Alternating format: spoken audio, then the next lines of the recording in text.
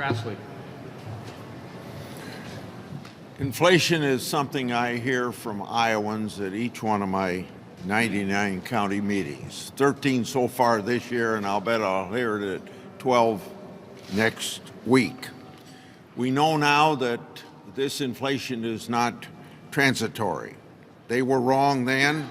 We know that this inflation is very persistent and probably could get worse. Hopefully not, but it could be. Iowa families, you heard Thune, they're being hit by the same $3,500 a year increases in their costs, or you can call it a tax. Iowa small businesses can't keep up with the inflation. Nobody listened to Larry Summers when January he said we'd already spent too much money by the bill we passed before Christmas 2020, and he's pleading with the Democrats not to spend the $2 trillion that they did in March, but they didn't listen. He repeated that in April. He repeated that speech again in August. He repeated it again in October, and it was finally they listened to Manchin and Build Back Better. They didn't make it $4.5 trillion worse. They should have listened to him. We got to thank Senator Manchin to bringing some fiscal sanity to this Congress of the United States by saying he wasn't going to go along with Build Back Better.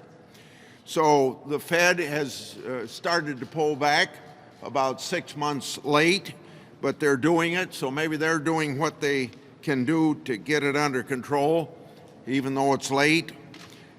I think the best thing that Biden could do would be to use the bully pulpit to tell Congress to spend less, like Manchin has advised his own Democrats to do, and he's led the way on that, because only the bully pulpit can bring confidence to the economy the way that the 100 members of Congress can't.